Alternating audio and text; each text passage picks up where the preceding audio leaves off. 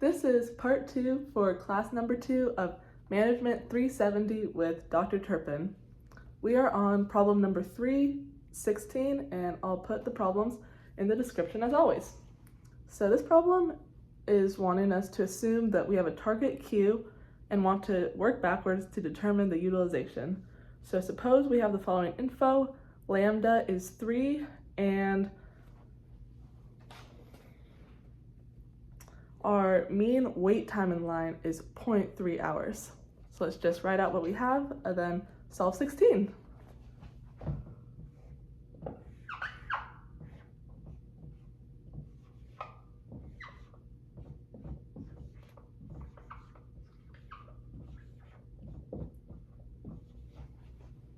All right, this problem says, given the above information, what is the utilization factor? Now, this one is a little tricky because normally for utilization factor, it's a really simple formula.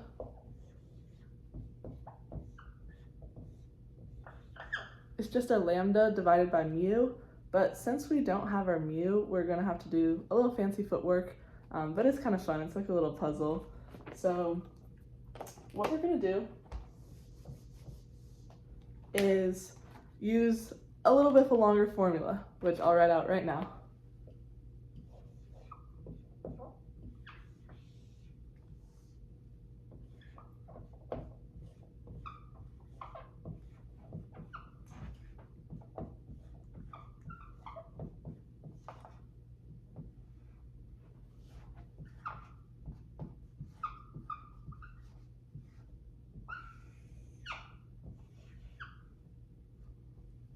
All right, and what this formula says is P equals square root of EFLQ times EFLQ plus 4, and then outside of the square root, it's important that it stops right there, is another EFLQ, and then divided by 2. So you might be wondering, why are we using this formula if we don't even have EFLQ? Didn't we just use a formula because we didn't have something? Well, we can find it using a pretty simple formula. So this is a two-parter. The first part, what we're doing right now, is finding EFLQ, and then we'll plug in EFLQ and get our final answer, which will give us the utilization factor, rho.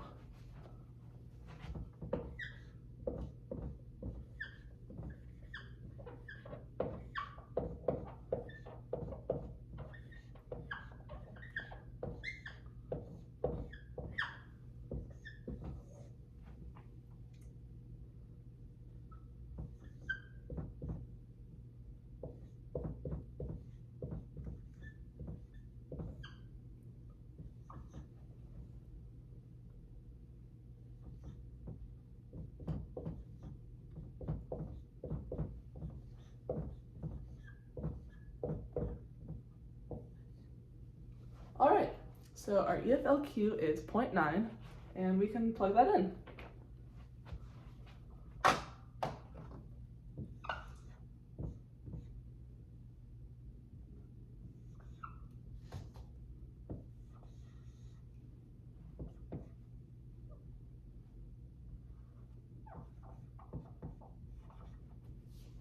Times 0.9 plus 4.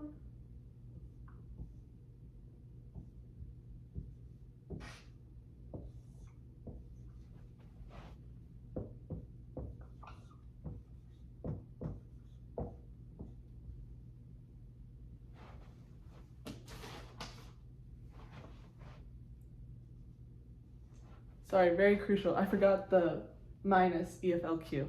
At the end, it's minus EFLQ, not times. Apologies.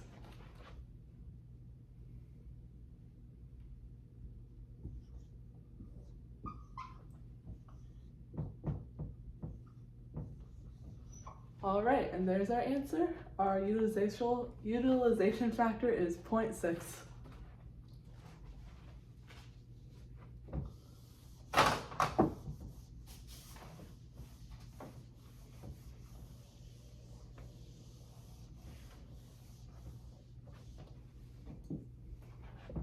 And I'm gonna write it here because we're gonna use it again. All right, 17 says, what is probability of the service time taking more than 7.5 minutes or 0.125 hours expressed formally as P parenthesis T is greater than 0.125. So this is a throwback to class number 1. If you remember your density graph, the exponential distribution graph, I like the visual of it, so I'll write it to the side.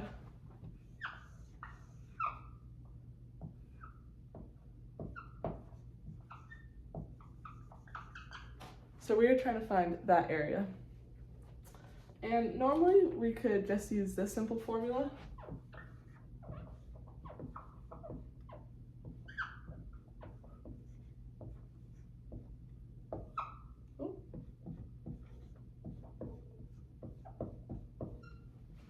But our problem is asking us something a little different. It's asking for the variable t, so it's wanting to know this.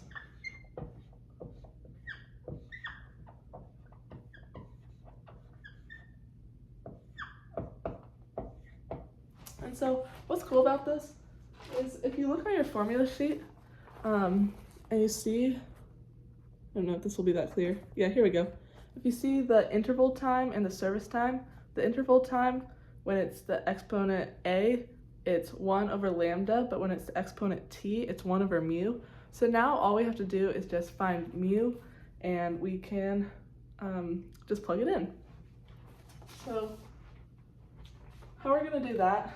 We couldn't do it the first time because we didn't have p, but now that we have p, we can use that simple formula of p equals mu over lambda. So we're going to plug in this 0.6, and then we have our 3, and you just switch these, and 3 divided by 0.6 is 5. So for this one, we're going to use something similar. I'll just write it over here so it's cleaner. We are basically going to use the same formula, but use our mu instead of our lambda. So negative 5. And then our time. This is a t. And then just enter that in your graphing calculator, and you should get 0.54. There we go. That's the answer for 17.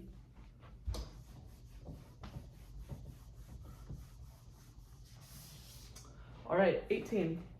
How long does a customer spend in the queuing system in minutes on average? And so these are my favorite kind of problems because I like how you can check it and solve it 2 ways. So we'll solve it the first way by using this formula.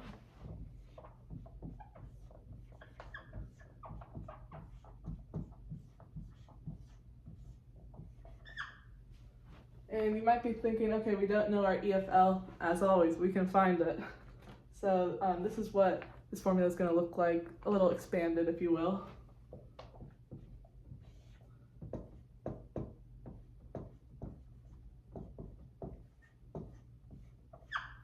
And now all we have to do is plug in this number, and I believe we found our EFLQ, right? Yeah, cool. So we found that in the first one when we were, I'll write it on the side, it's 0.9.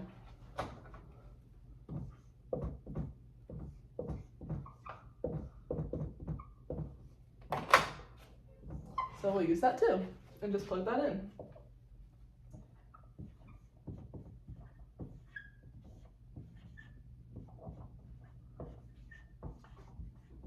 So this will be 0.5 hours or 30 minutes. The other way that we're going to do it is using our formula with addition. Oh, that's nice.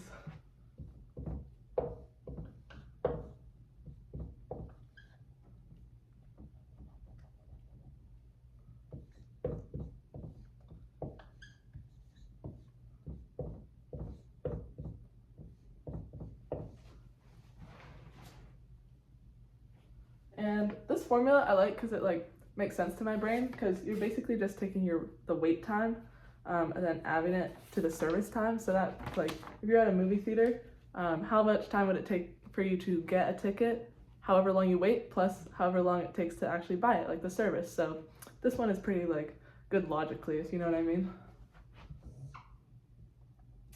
So that'll be 0.3, we are giving it right here. And then our formula for the EFT is just going to be 1 over mu, which we just found. Where is it? So 1 over 5 is going to be 0.2. And that'll give us 0.5. 0.5 hours or 30 minutes. And so they're matching, which is great. So we have our answer. Cool.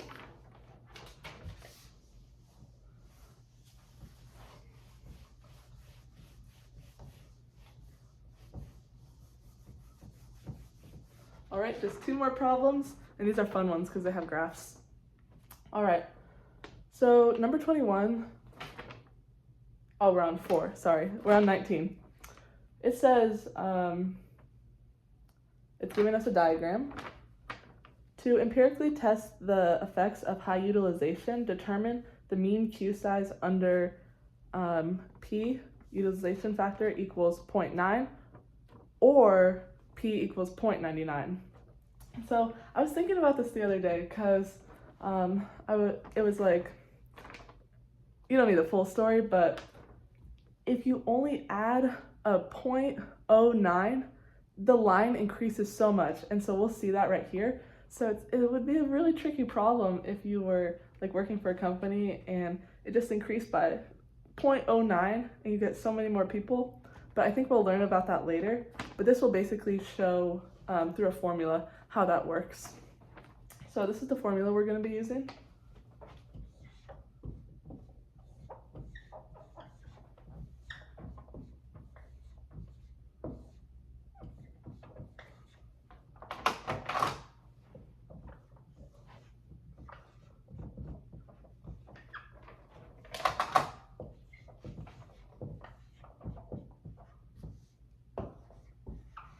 And so we're basically comparing what happens when P equals 0.9 and P equals 0.99. And the difference is crazy. Okay, here we go. So for this one, if we plug in it to our formula, it's just going to be 0.9 squared.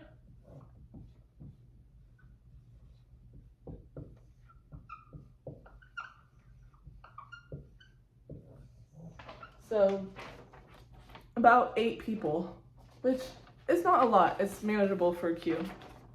But when we come over here,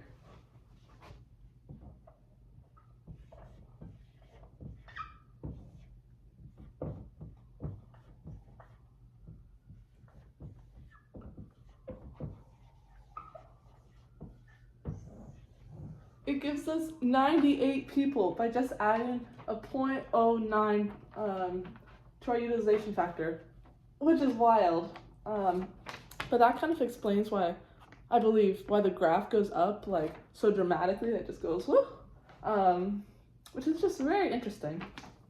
Number 20 says, without knowing the lambda or the mu, derive the average mean in the system for P equals 0.9. So we're gonna just work with number 1 for this one. This is interesting. How are we gonna do it? Okay, I'm gonna erase this right now. I'll keep our P equals 0.9. Okay, so we can use a different formula, which is cool. We're gonna use this one because we want the mean number in the system. Okay, that makes sense.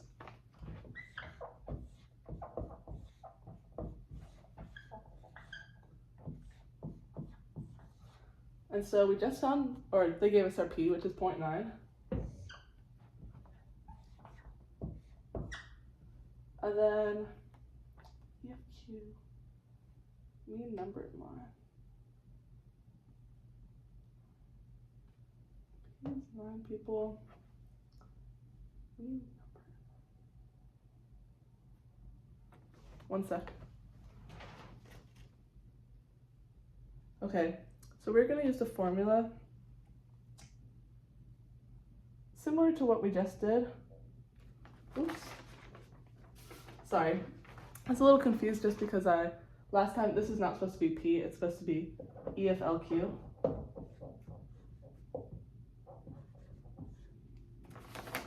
There we go. Sorry about that. For the last one, it's EFLQ is what we're finding. And for this one, we are going to basically just plug this right here. So it's going to be 0.9, which we know gave us 8.1. And so our average number of people in the system will be 9 people. Okay, that makes more sense because they said that P was 0.9, so I don't know why we would solve for P. That's my bad. We are solving for EFLQ and we are comparing different utilization factors for the last one. My bad. All right, we just have one more graph and then we're done.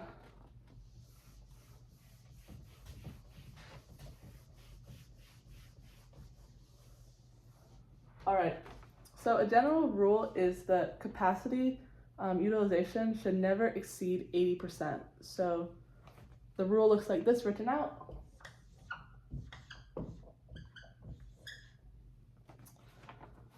So if we see that P is 0.8, that's kind of an optimal utilization. And the optimal utilization formula is this. P star equals square root of mu divided by square root of mu plus 1. So question number 21 says, using the equation above, verify that P equals 0.0 if the optimal utilization for mu is 16. What would happen if it decreased to 9 per hour? So this is basically saying you don't, like if you have workers, you don't want the utilization factor to be like 1. You don't want them at like 100% capacity. You want like that little wiggle room, but you also don't want it too low, like 0.5, because then it's like they're only working like half the time. So basically what we're doing in this problem is proving that mu being 16 would give us a P of 0.8, I believe. So for the first problem, we're going, and then for the second problem, we're going, and we're just going to compare and see what that gives us for, like, if it which one equals 0.8, which one is better, assuming that 0.8 is what we're aiming for. So if we plug this in,